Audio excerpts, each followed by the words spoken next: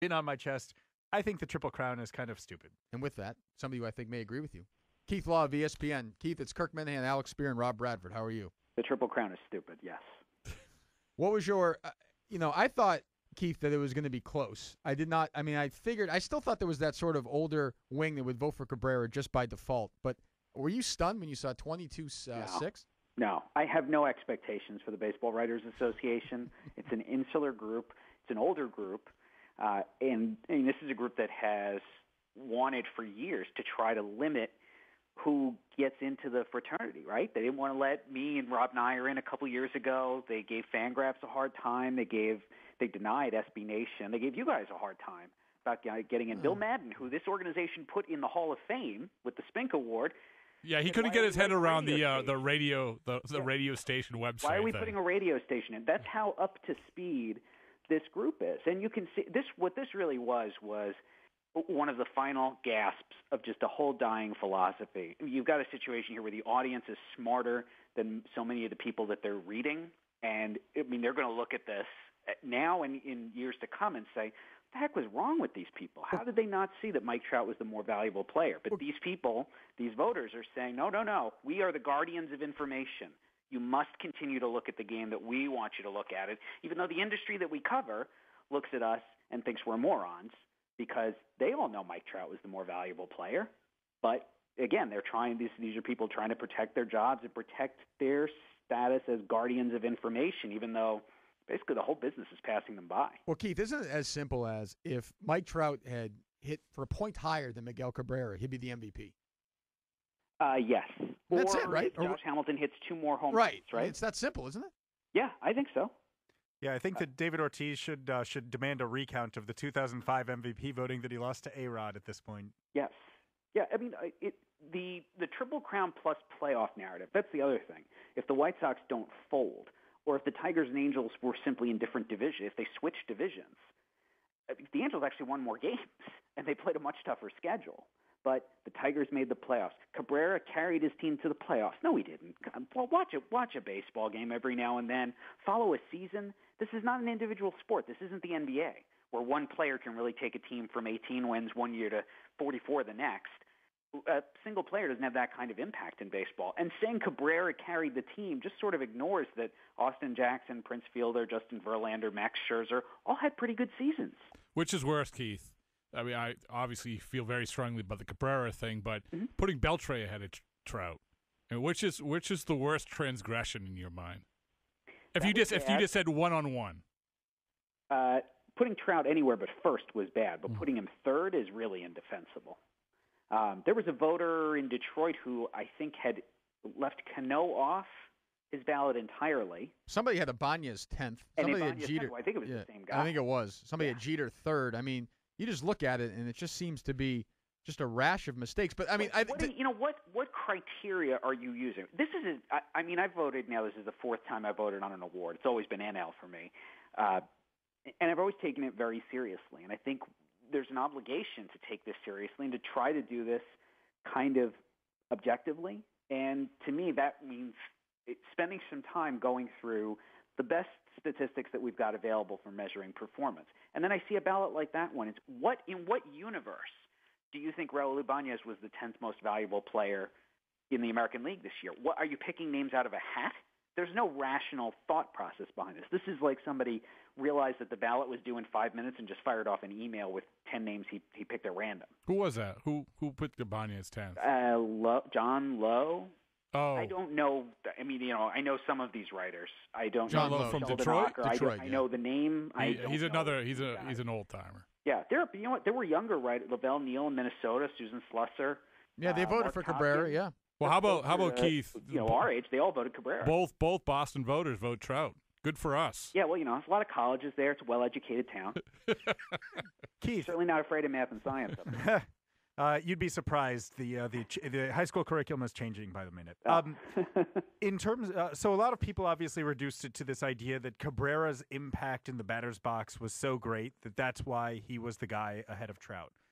Who do you think was the better hitter? Just who made the greater offensive impact inside of the batter's box? Trout. I thought Trout did.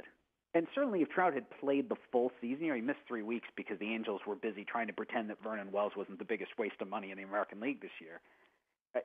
Trout was a much more dangerous hitter overall if you factor in what he did once he got on base. And he got on base at a very slightly higher clip than Cabrera did this year. Cabrera had an edge in power, some of which is explained by he has more power, some of which is explained by he played in a better hitter's park and played much worse competition this year. But still, you can give him the edge in the power department. But Trout got on base just as well as Cabrera did and did substantially more damage once he was actually on base. And if they were both in neutral environments in terms of ballpark and competition, their offensive stat lines would have looked extremely similar. So even if Cabrera had the slightest of edges there, Trout was just going to overwhelm him once you start looking at defense and base running. It is kind of amazing to my mind when in just looking at the base running thing through a very simple lens. Why is it that Miguel Cabrera was on base more than Mike Trout by a number of times and yet scored 20 fewer runs despite the fact that he had Prince Fielder hitting behind him? Yeah, because he runs like the Statue of Liberty. I mean, getting Cabrera home from first takes about 4 singles. And, I say this sarcastically, and yet the speed does actually matter in terms of value delivered. Trout delivered substantially more value on the bases. One, through his base stealing, stole 49 out of 54, which is well over the threshold, somewhere between 70 and 75%. You get over that mark, you're helping the team. But also just Trout's ability to go first to third, to score from second on a base hit, to score from second on a, we're not quite Billy Hamilton territory here, but, potentially score from second on a sac fly, to score from first on a double that wouldn't score the majority of hitters. Whereas Cabrera, on the other hand, it's station to station. And over the course of a season, it's a handful of runs in either direction. But the difference between these two, one of the fastest guys in the league and one of the slowest, was really substantial. That shows up in the base running numbers. It shows up in the defensive numbers as well. In talking to voters or talking to people in base, do you think that defense is valued enough when voting for this award? No, clearly not. Voters miss it twice because they miss the value of position.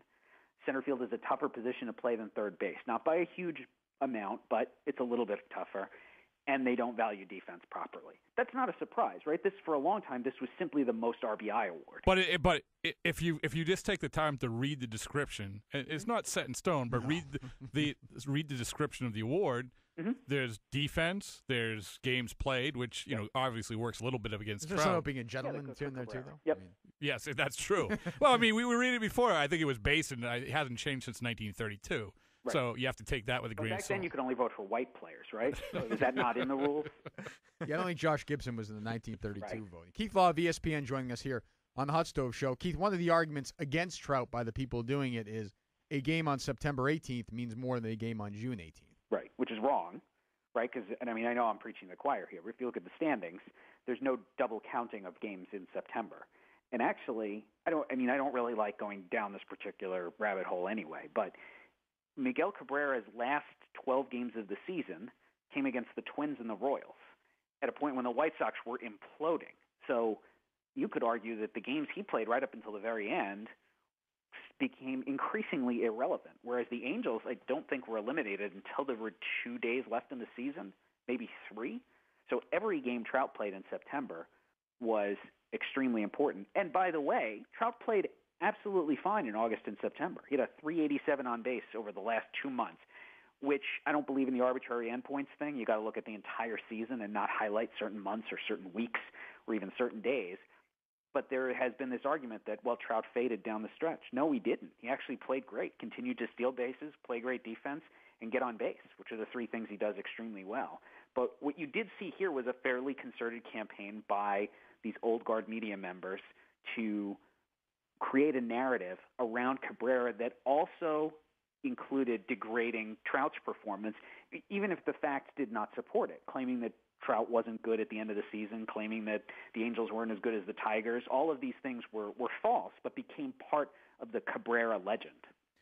Part of the reason, Keith, why I think the Triple Crown is stupid is because it essentially identifies 3 stats that all measure the same thing, Yeah. Home runs, you're a good hitter. Average, you're a good hitter. RBIs, you're a good hitter. Congratulations on identifying 3 variations on a theme. If you have a lot of home runs, unless you're playing on the Astros. If the Astros had a 40 home run hitter in the middle of the lineup, he would not have probably not have led the league in RBIs because they just didn't get guys on base. But in general, if you have 40 home runs, you're going to have 110 or so RBIs, and maybe more, just depending on who's on base in front of you. So you're sort of double counting these. But as I pointed out, I wrote about this at the very end of the season. What the Triple Crown includes is batting average, home runs, RBIs. What it doesn't include are walks, hit batsmen, sac flies, all actual events that have value, particularly walks, stolen bases, and everything that goes along with base running. Doubles and triples don't exist. They're counted exactly the same as singles in the Triple Crown. Defense, position, ballpark competition, none of those things comes into Triple Crown. So people say, I had people saying to me on Twitter, Triple Crown covers the 3 most important offensive statistics. You must have the worst understanding of baseball if you think that those 3 statistics are the most important or give you anything close to a complete picture of the sport. Granting that, if people identify those 3, there are people who obviously identify those 3 as defining stats, and the fact that Cabrera most of them led have grandchildren. Sure. The fact that Cabrera, won the Triple Crown was identified as this historically significant event that hadn't occurred in generations. Mm-hmm. What's the case is there not a case, I guess, I'm curious for your perspective, was this a kind of transcendent, epochal season by Trout? Does it deserve some kind of historic consideration for its combination of things? It's arguably the greatest rookie season in history. The first rookie to go, 30-30? He had a chance to go 30-50, right? And was caught stealing a couple of times, I think, at least once or twice in that final series. Once it was clear that the Angels were out of it, and it's just, Trout can run as much as he wants at this point. No matter how you slice it, whether you go by age, go by rookie status, it was one of the greatest seasons in baseball history. It was, I believe, the highest wins above replacement in 10 years since Barry Bonds, who carries some caveats along with his performance. So if you want to take Bonds out of the equation, you're going back even further to find a season with as much impact, and it was impact in all areas, just as much total impact as Trout was able to have this year. And for that to just be ignored by the voters it's willful ignorance. We are not going to look at defense. We're not going to look at base running. We're going to stick our heads in the sand and just look at what was on the back of an old-time baseball card. Keith, I think we're all surprised that it turned out this way. But before, a half hour ago, 45 minutes ago, what was your prediction in terms of how this was going to shake out? How many first-place votes Trout would have gotten? Certainly not 6, I would imagine. I thought Cabrera would win, and it wouldn't be that close. Particularly because it's the way that the points are assigned. It's 14 for a first place vote, 9 for a second, and then you just go down 1 as you go down the line. So even if Trout was second on every other ballot where he wasn't first, it was still, in terms of points, it was still going to look like a landslide if Cabrera got the majority of first place votes, which is what I expected.